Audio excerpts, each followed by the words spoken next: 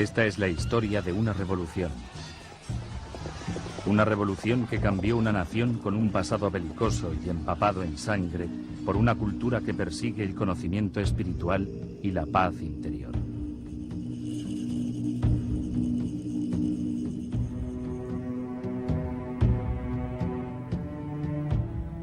Es la historia de un antiguo príncipe que se convirtió en Dios, inspirando un linaje de reyes divinos que todavía gobierna y guía a través de la doctrina del amor y la compasión.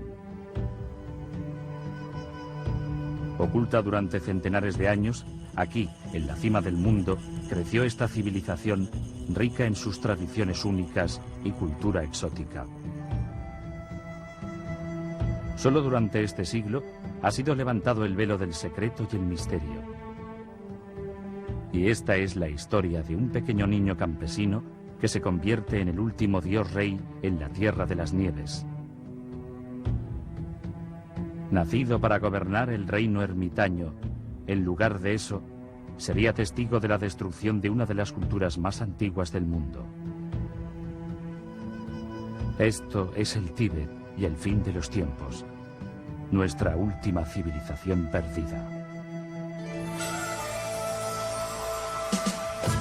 Tíbet, el fin de la historia, primera parte.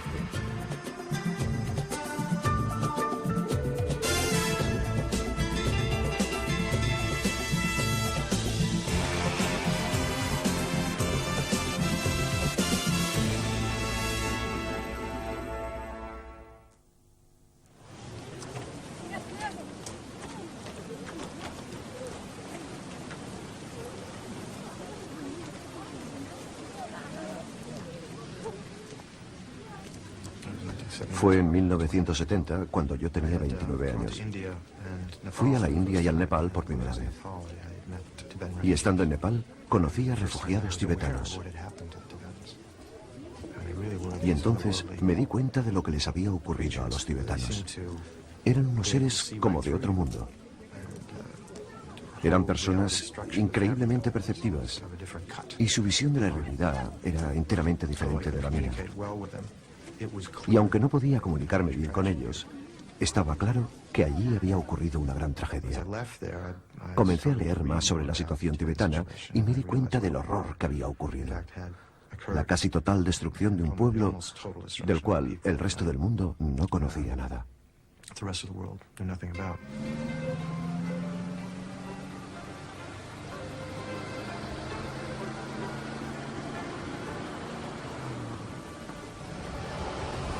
Estamos en India, en la zona más occidental del Himalaya. En este valle remoto se reúnen los peregrinos. Han pasado por desfiladeros de más de 5.500 metros de altitud, los más altos del mundo.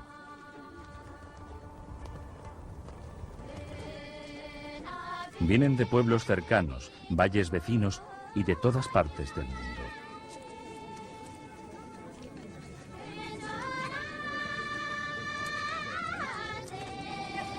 Vienen aquí porque son budistas, seguidores de una religión con 2.500 años de tradición.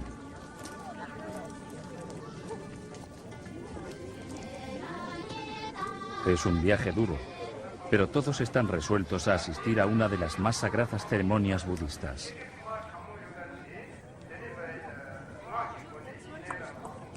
Se trata del Kalachakra, que significa la rueda del tiempo.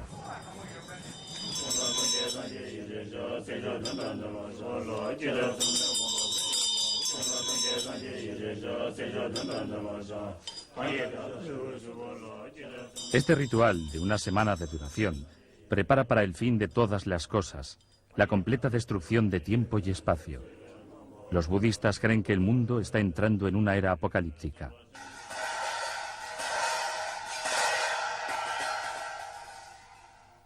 Durante toda la semana, estos monjes trabajan noche y día. Son cirujanos del corazón, pero sus conocimientos del corazón humano no están basados en la ciencia médica, sino en el amor y la compasión. Trabajan no para salvar a un paciente en particular, sino para sanar el corazón de un mundo en crisis. para salvar a cada ser vivo del samsara, el ciclo del nacimiento, vida, muerte y reencarnación, el mundo del sufrimiento. Con un cuidado meticuloso, utilizando granos de arena coloreados, crean un complejo diseño llamado mandala.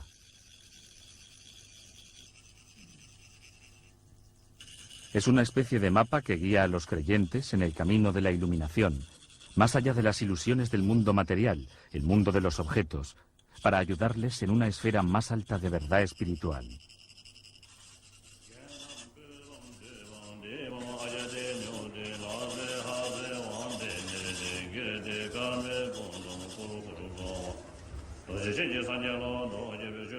Presidiendo el Kalachakra está el hombre cuyos discípulos creen la encarnación del mismo Buda.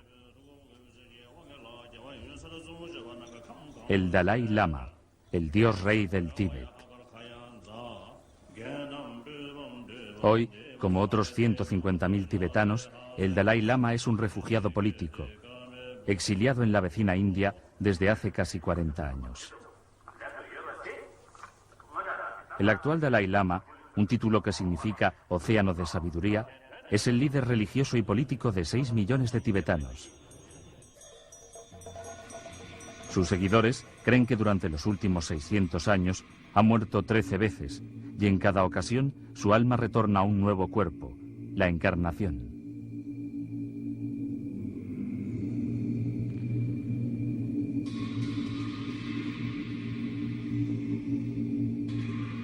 Estamos en 1933. El 13º Dalai Lama ha muerto. Un grupo de los monjes más respetados del Tíbet empezará la búsqueda de su sucesor, de un niño nacido con la misma alma de cada Dalai Lama fallecido. Rezan por su regreso rápido a este mundo.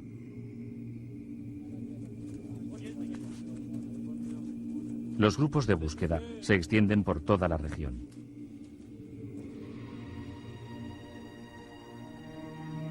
El Tíbet es un país enorme. Tiene el mismo tamaño que Europa Occidental o que Alaska y Texas juntos. Durante milenios ha permanecido remoto y tranquilo tras las aparentemente impenetrables murallas del altiplano himalayo. La masa continental más grande de la Tierra, con las montañas más altas del mundo que se elevan 8 kilómetros hacia el cielo.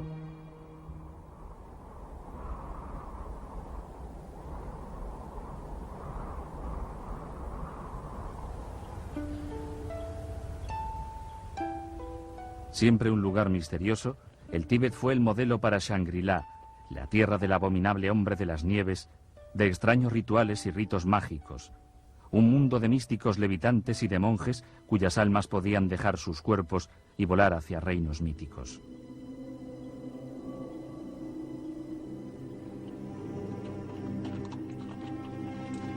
En 1937, 4 años después de la muerte del 13º Dalai Lama, los monjes todavía cantan y rezan por el éxito de su búsqueda, por el descubrimiento del próximo dios rey del Tíbet. Han viajado a lo más recóndito de esta desolada soledad. Las semanas se convirtieron en meses y los meses en años.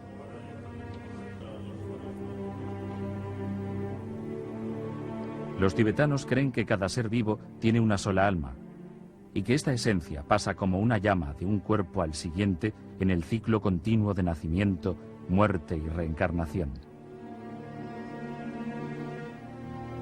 Las acciones del alma en una vida determinan el cuerpo en el que se reencarnará. Una persona malvada puede reencarnarse en un animal humilde, mientras que un alma bondadosa puede regresar como una realeza. Purificada por actos de bondad en incontables vidas pasadas, un alma alcanza la iluminación, una especie de estado divino conocido como nirvana, donde el alma es liberada del mundo material. La categoría más alta entre los iluminados la ocupa el Dalai Lama. Los tibetanos creen que regresa al mundo por compasión, para acercar a los demás a la iluminación.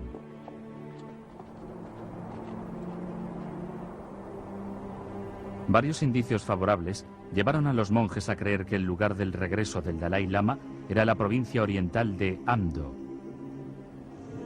Se dice que días después de su muerte, la cabeza del 13º Dalai Lama se volvió en esa dirección, indicando dónde buscar.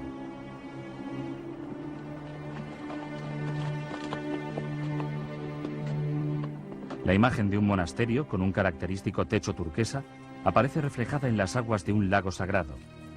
El grupo de búsqueda sabe que se está acercando.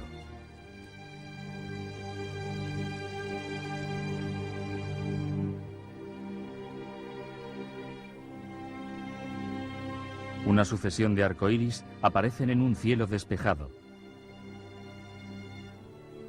Les llegan rumores de un niño nacido el 6 de julio de 1935, poco después de la muerte del 13º Dalai Lama.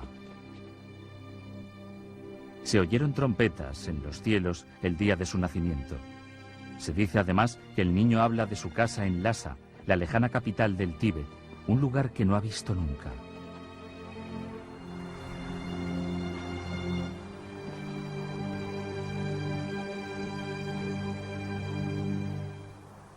Su nombre es Lamo Doudub. Inmediatamente identifica a uno de los del grupo de búsqueda por su nombre, hablándole en su propio dialecto. Entonces alarga la mano y tira de su collar de rezos, collar que perteneció al 13º Dalai Lama.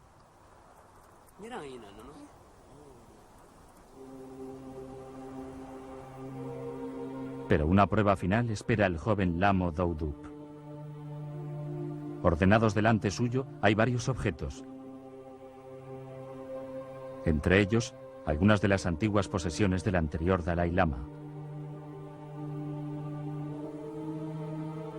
El niño solo selecciona estas últimas. Para los monjes, es como si el Dalai Lama simplemente hubiera reclamado lo que era suyo. Su larga búsqueda ha terminado. Lamo Doudub es renombrado Tenzin Gyatso y se prepara para ser el 14º Dalai Lama.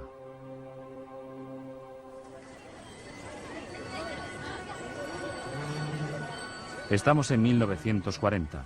Lhasa, la capital del Tíbet, se prepara para la entronización de su nuevo dios rey. Estas acuarelas fueron encargadas por Sir Basil Gould, el único representante de un gobierno occidental que presenció la más sagrada de las ceremonias. Las acuarelas son un documento detallado de una cultura que ya no existe. Una de las últimas imágenes de la única civilización teocrática del mundo, una sociedad dirigida por el clero que celebra la entronación de su mandatario supremo, tanto espiritual como secular.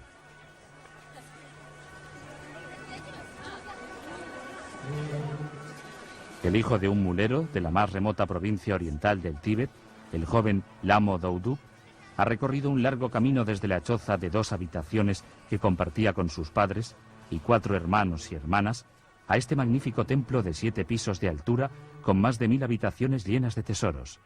Se trata de Potala, el gran palacio de invierno de Lhasa.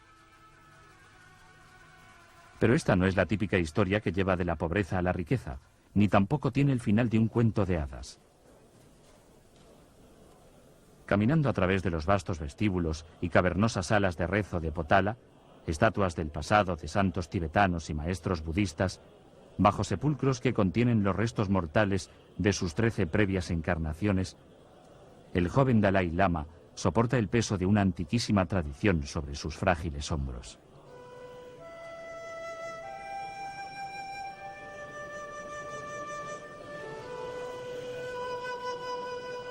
Consciente en todo momento de su posición en el corazón de la civilización tibetana, él es ahora el portador de la antorcha de una religión que se remonta a 2500 años.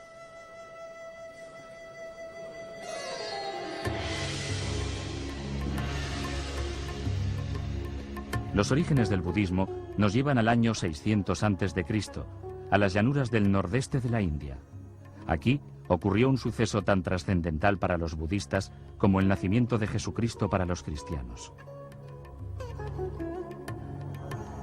Hace 2500 años, un príncipe indio se sentó bajo un árbol sagrado. Invirtió varias vidas en la búsqueda de la verdad y prometió no levantarse hasta no haber solucionado el misterio de la existencia. Inmerso en una profunda meditación, conquistaría las oscuras fuerzas de lo engañoso. Al alba, cuando Venus apareció en el firmamento, él fue recompensado por su gran paciencia.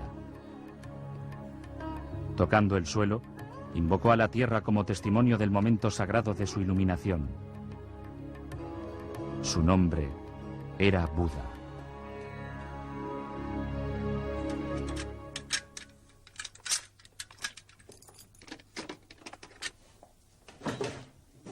Había resuelto, dijo, el verdadero sentido de la vida. Todos los seres, profesó, estaban bloqueados en el samsara, el ciclo del nacimiento, la muerte y la reencarnación. Solo se podría salir del samsara a través de una realización espiritual que él llamó nirvana. Mientras todas las almas ascienden por la escala de la vida hacia la iluminación, alcanzar el nirvana requiere incontables vidas. La iluminación solo llega cuando la verdadera esencia de la realidad es comprendida. Existencia es impermanencia. La filosofía de Buda está contenida en 108 volúmenes que muchos seguidores se aprenden de memoria.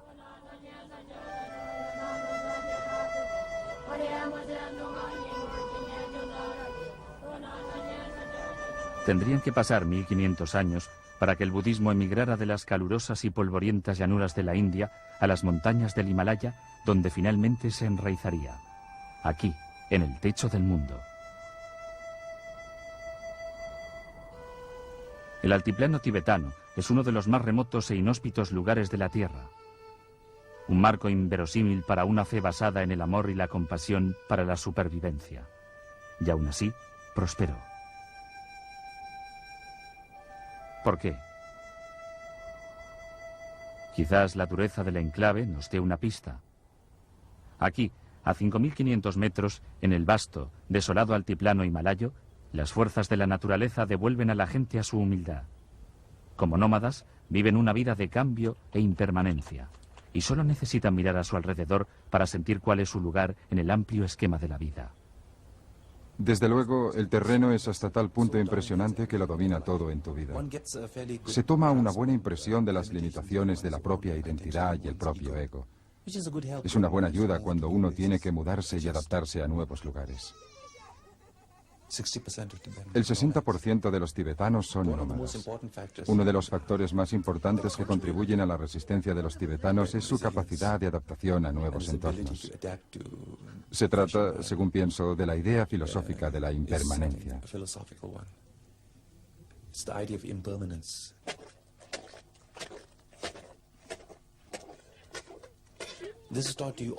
Esta se te enseña constantemente, se te martillea desde pequeño. Está en nuestra cultura tradicional, en nuestras canciones, incluso en nuestras expresiones cotidianas. Todo es impermanencia en Mitakpa. Viene y se va. El sufrimiento es impermanencia. La felicidad es impermanencia. En mi opinión, un tibetano de las llanuras del norte, un nómada de Changtung que viaja a Nueva York, desde luego que se impresiona con la tecnología y con el Empire State. Pero sabe que al final del día, ese mismo día es también impermanente. Así que no le traumatiza, no le impresiona hasta el punto de pensar que no es nada, que no es inferior.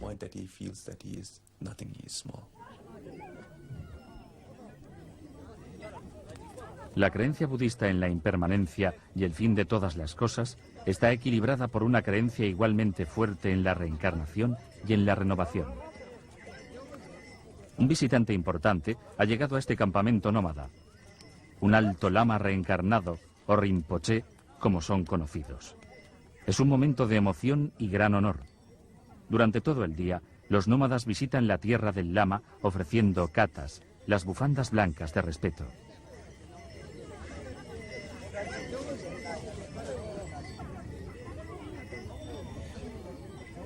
Jóvenes y mayores, indistintamente, han venido buscando su bendición.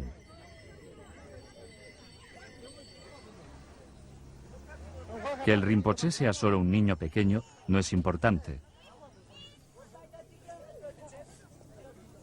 Para los nómadas, este niño es el heredero de muchas vidas de poder espiritual y sabiduría.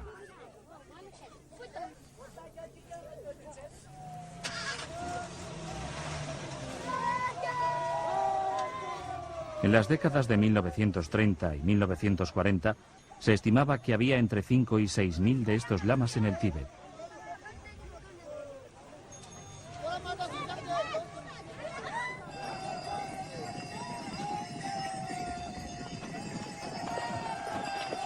Aquí, en este áspero pero imponente paisaje, las nociones budistas de ausencia de principio y de fin, la pérdida del ego, la reencarnación y la impermanencia no son conceptos abstractos, son realidades cotidianas.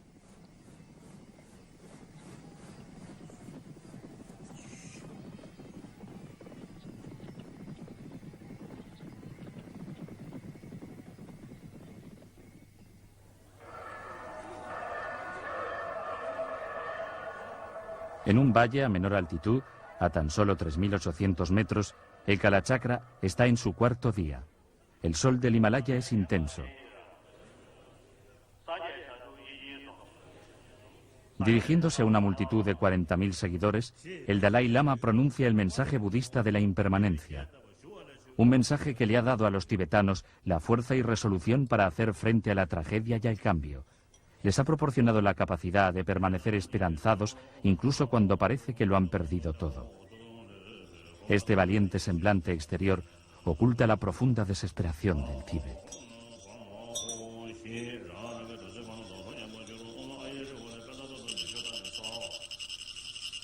En el pasado, el Kalachakra se celebraba cada 20 años. Hoy, la rueda del tiempo gira más rápida. La ceremonia se celebra anualmente. Es la manera de encauzar una crisis lo que ha llevado a la civilización tibetana al límite.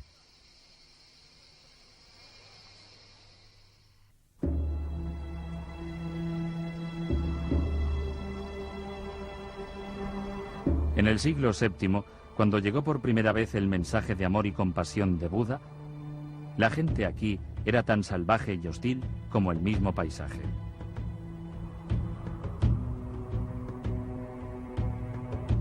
Las primeras visiones externas del Tíbet provienen de antiguos documentos de la dinastía china Tang. Un retrato que tiene poco que ver con la sociedad tranquila que se desarrollaría aquí. Hay cientos y miles de hombres dispuestos a empuñar armas. Para el reclutamiento de tropas utilizan una flecha dorada. Sus arcos y espadas nunca los abandonan. Aprecian la fuerza física y desdeñan la vejez. La disciplina militar es estricta. En batalla, las tropas de segunda línea solo entran en acción cuando las de vanguardia han sido completamente aniquiladas. Aprecian morir luchando y odian que la enfermedad acabe con sus vidas. Como castigo, incluso por una falta leve, se arrancan los ojos o se cortan los pies o la nariz. Se azotan con látigo hasta cuando creen conveniente.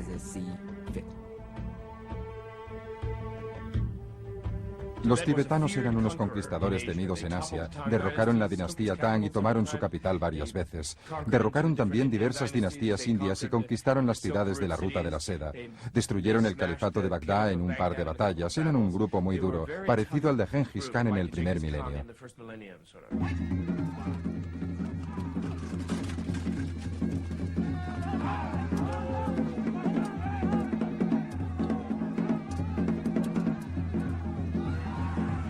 Con China y Burma al este, India al sur, Rusia al norte y los imperios arábigos al oeste, la expansión militar del Tíbet fue, según todos los indicios, impresionante.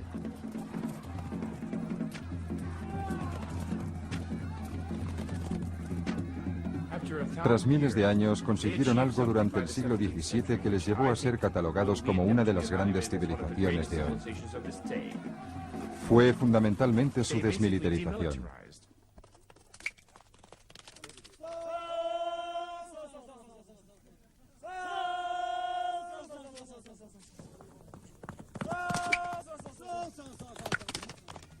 Todavía se pueden encontrar recuerdos de su pasado guerrero en los deportes nacionales del Tíbet, el polo y el tiro con arco. Pero no fue esta precisamente la dirección que la civilización decidió escoger. El Tíbet era único en el planeta. Ningún otro país cambió de la manera que lo hizo el Tíbet. Los demás fueron justo en la dirección opuesta. El criterio tibetano de civilización es que la nación no debe hacer uso de la violencia y debe resolver las disputas y los desacuerdos de manera razonable, conversando con los vecinos.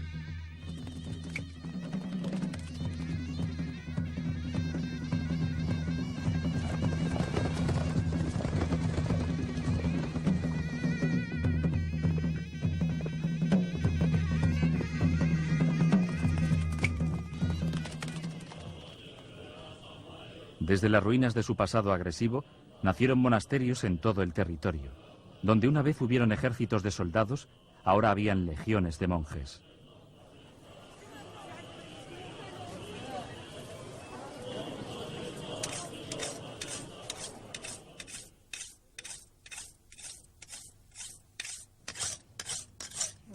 A finales del siglo XVII, la transformación del Tíbet era completa. La azada reemplazó a la espada. El templo sustituyó a la fortaleza. Desde unos principios inverosímiles, emergió una sociedad pacífica y autosuficiente dedicada exclusivamente a la búsqueda de la no violencia y la sabiduría espiritual. Se trata de gente amable, que lo que quería era desarrollar aún más su sabiduría y su civilización. No había hambre en el Tíbet. La gente tenía lo necesario para sobrevivir. En una vida eran aristócratas, en la siguiente eran campesinos. No tenía demasiada importancia. Habían dificultades y desigualdades, es cierto, pero toda civilización las tiene. Y como guía, como camino a seguir, fue una experiencia extraordinaria de la que todos formaron parte.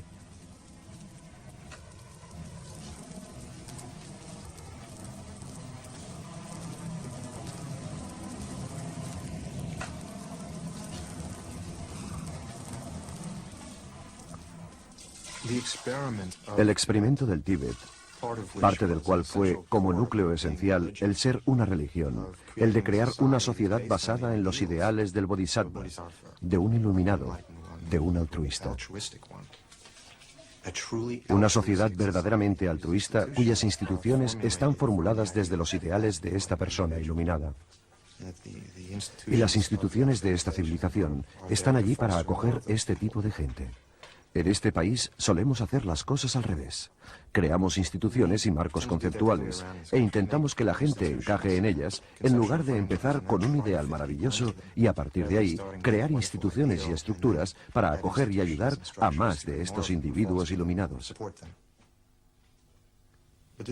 Pero este experimento de la civilización y la cultura tibetana, que es algo extraordinaria, está basado en un altruismo total. Hago las cosas por los demás.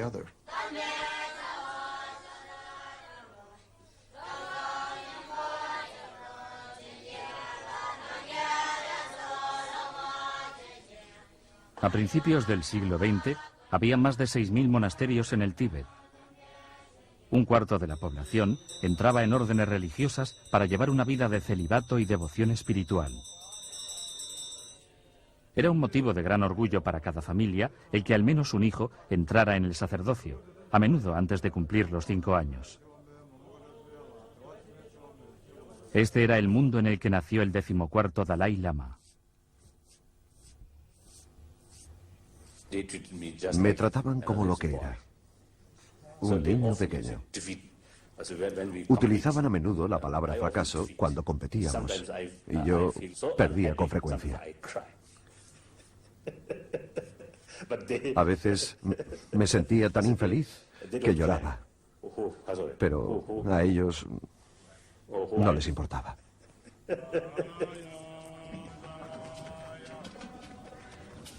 Cuando el joven Dalai Lama se formaba para asumir el mando de líder espiritual supremo del Tíbet, su preparación era rigurosa. Incluía lógica, arte tibetano, medicina, poesía y filosofía. Memorizaría miles de estrofas de literatura budista y practicaría meditación 4 horas al día. El 75% del presupuesto del Tíbet se gastó en la educación de los sacerdotes y el mantenimiento de sus instituciones religiosas. los monasterios permanecieron en el corazón de la cultura tibetana, tanto como templos de culto como instituciones de la más alta educación. Estos eran los Harvard y Yale del Tíbet, los grandes centros de aprendizaje que amparaban grandes bibliotecas del conocimiento, tanto espiritual como académico. Muchos miles de textos budistas fueron traducidos. Se publicaron nuevos tratados de medicina, astrología y psicología, tocando los temas más complejos de tiempo y espacio. A pesar de su alto grado de conocimientos, el Tíbet no tenía prensas mecanizadas. Toda la impresión se hizo con tablas de madera.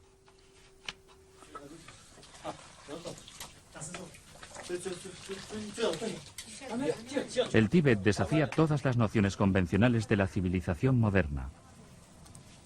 Intelectualmente avanzados, espiritualmente sofisticados, y por otro lado, en muchos aspectos innegablemente primitivos.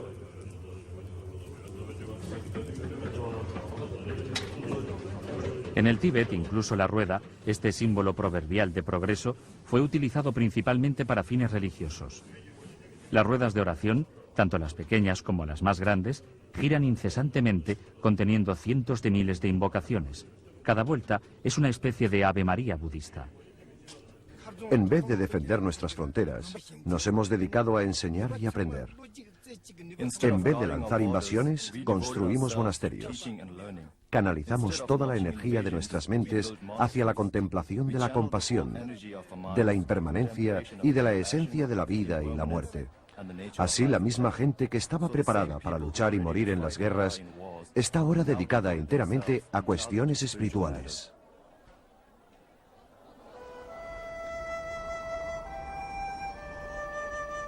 En muchos sentidos, los primeros años de Tenzin Gyatso fueron similares a los de miles de novicios que se preparaban para el sacerdocio, excepto en un detalle esencial. Él iba a ser el 14º Dalai Lama, el nuevo dios rey del Tíbet. No pudiendo recorrer las calles de Lhasa como los demás niños de su edad, el joven Dalai Lama escalaría hasta el techo del Potala con un telescopio para ver el reinado que había nacido para dirigir. Más allá de las estrechas calles de Lhasa, podía divisar los comienzos del otro Tíbet, el Tíbet de los grandes espacios vacíos. El Tíbet de los nómadas y los comerciantes.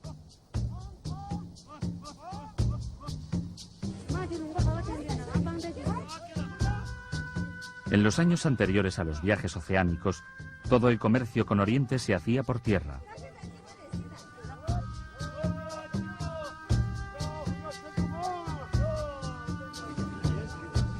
Las legendarias rutas de la seda iban de Venecia a Pekín, con caravanas de camellos llevando vidrio, pieles, espejos, coral rojo, sal, seda, especias y alfombras.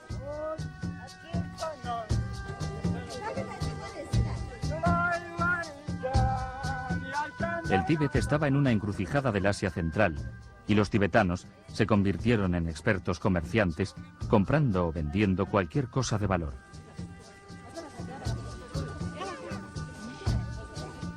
Pero la mercancía más importante con que los tibetanos podían comerciar era la religión y el poder espiritual de su sacerdocio. Durante 800 años, el Tíbet no se apoyó en un ejército para protegerse. Durante 800 años, el territorio del Tíbet, su religión y cultura estuvieron defendidos por medios espirituales. Los lamas y altos sacerdotes tibetanos se convirtieron en las más poderosas y veneradas figuras del Asia Central. Los reyes de los países vecinos, como los emperadores de China y los khanes de Mongolia, fueron discípulos de los lamas tibetanos. Y a cambio, cumplieron su promesa de proteger al Tíbet de las invasiones.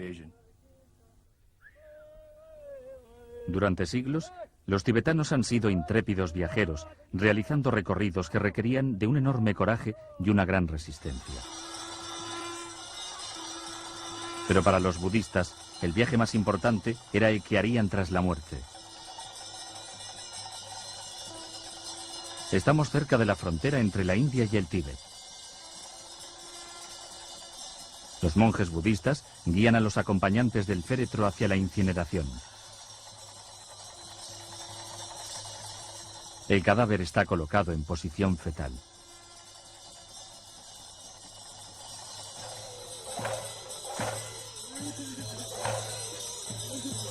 Los ritos funerarios son distintos, pero la muerte unifica todas las culturas en la experiencia universal del dolor.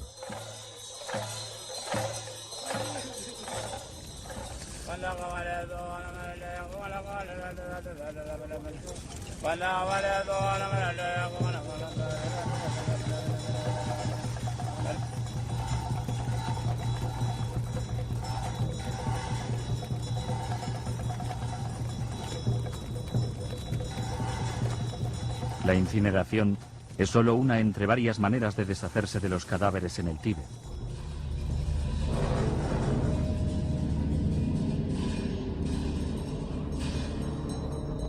Otra es el llamado entierro celestial. El cadáver del fallecido es llevado a un lugar especial y luego troceado y dejado a los pájaros. En Occidente esto puede resultar chocante. Para los budistas tibetanos es el acto final de caridad, dejando que la materia propia, ya sin valor, quede para beneficio de otros, en este caso de los buitres.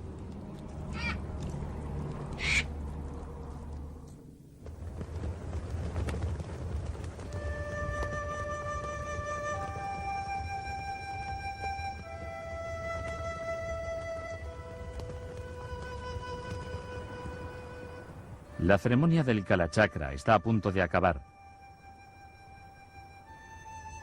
Solo queda un ritual. El gran mandala ya ha sido terminado. Para los 40.000 peregrinos no puede haber mayor privilegio que el ver el mandala del Kalachakra.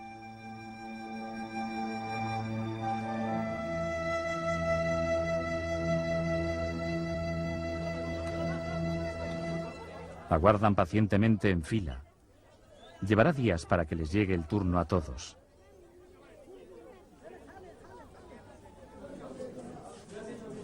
Pero asistir a esta enseñanza sagrada, finalmente ver el mandala del Kalachakra, será la culminación de sus vidas religiosas. Como el ganar un lugar en la barca de salvamento espiritual que nos ha de llevar de este mundo al próximo.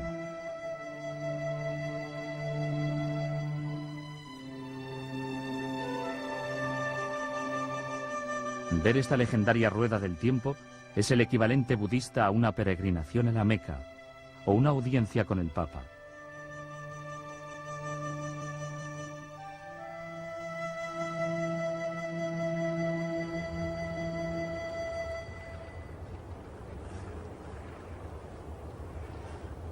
Todos los budistas dedican su vida a prepararse para la muerte. Esta es su manera de aceptar la impermanencia de todas las cosas.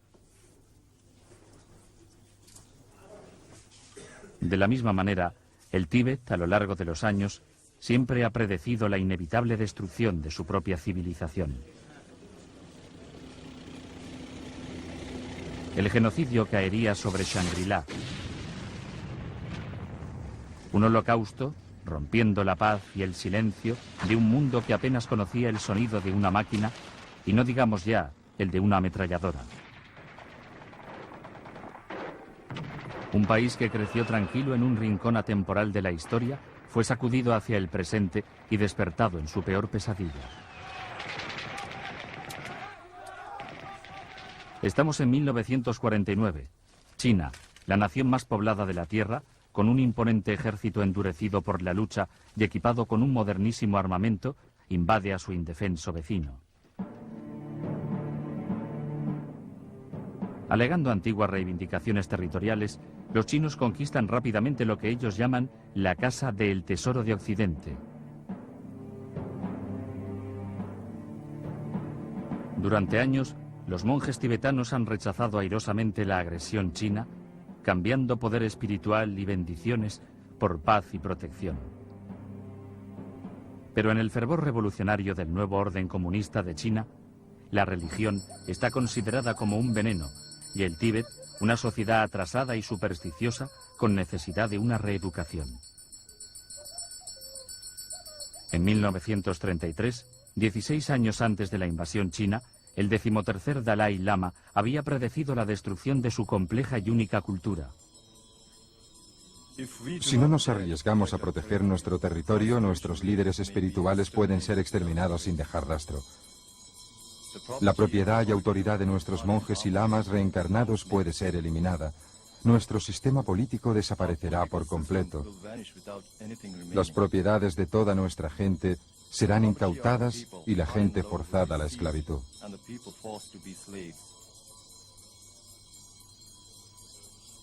Todas las cosas vivientes tendrán que soportar interminables días de sufrimiento y serán atacados con el miedo. Estos días llegarán.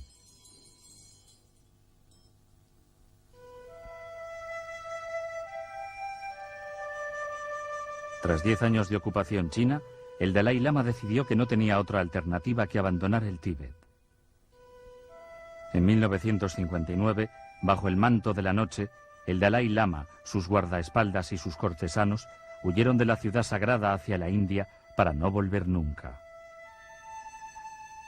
Solo tenía 23 años, aunque ya había presenciado los cambios más grandes que el Tíbet había experimentado en su larga y pacífica historia. 100.000 tibetanos le seguirían buscando asilo en la India, dejando a 1 millón que moriría con las atrocidades y hambrunas que vendrían después. Hasta ahora no tenemos conocimiento de qué ha pasado realmente en el Tíbet. Nuestra versión tibetana del Holocausto es sumamente imprecisa. No es muy distinta a la de los nazis. La información que poseemos sobre todo lo que les pasó a los judíos, todos los campos de exterminio, la tenemos principalmente tras la guerra, cuando los archivos del rey pudieron ser abiertos y estudiados. Cuando los soldados aliados visitaron los campos y las fosas pudieron ser desenterradas. Pero nada de esto ha ocurrido en el Tíbet.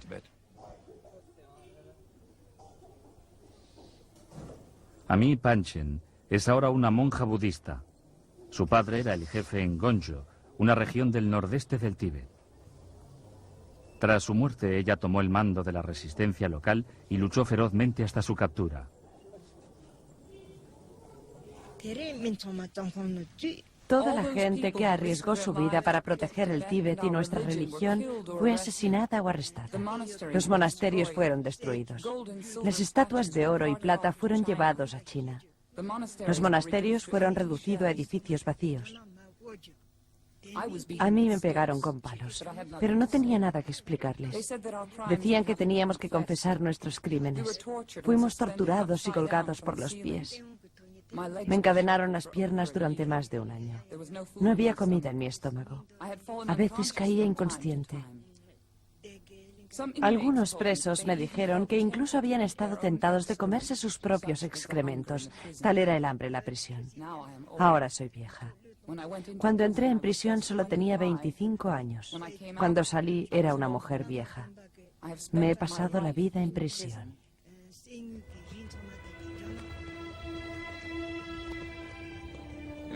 Es una creencia anticuada el que la justicia prevalecerá. Quizás tengamos un lugar en la historia en el futuro.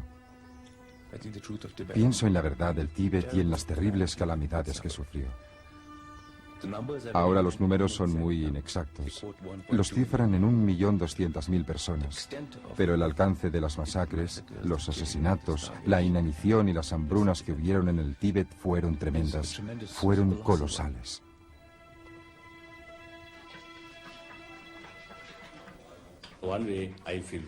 Por un lado, me siento muy desgraciado, muy desafortunado, porque he nacido en un periodo en el que la nación tibetana ha pasado por las experiencias más destructivas.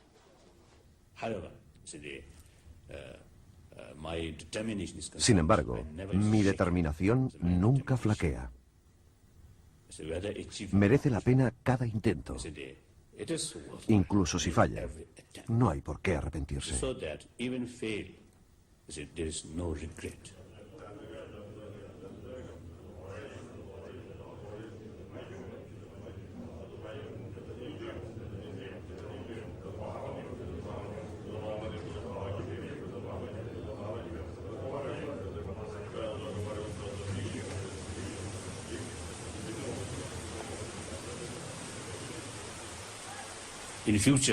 En el futuro, el Tíbet será un nuevo Tíbet.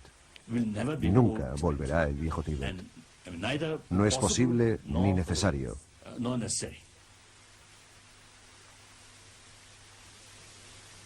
Estoy bastante seguro de que podemos sobrevivir, pero esto depende mucho de la libertad tibetana.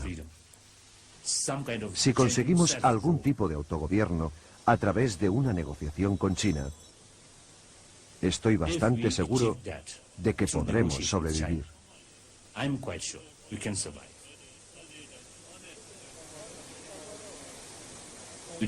Sin este tipo de libertad, sin este tipo de verdadero autogobierno, la civilización tibetana está realmente enfrentándose a la amenaza de la extinción.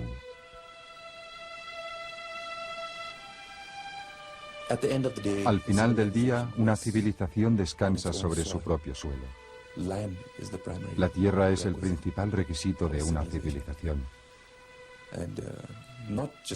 Y no solo desde un punto de vista nacionalista, también el del mero apego a la tierra. Tiene un olor propio. Tiene millones de cosas que ni siquiera podemos imaginar. Damos tantas cosas por sentadas cuando disponemos de ellas. Los tibetanos necesitan la tierra, así como creo que los tibetanos permanecen fieles a la idea de recuperar su país, de liberar a sus hermanos del interior del Tíbet. También pienso que esta civilización no está perdida del todo.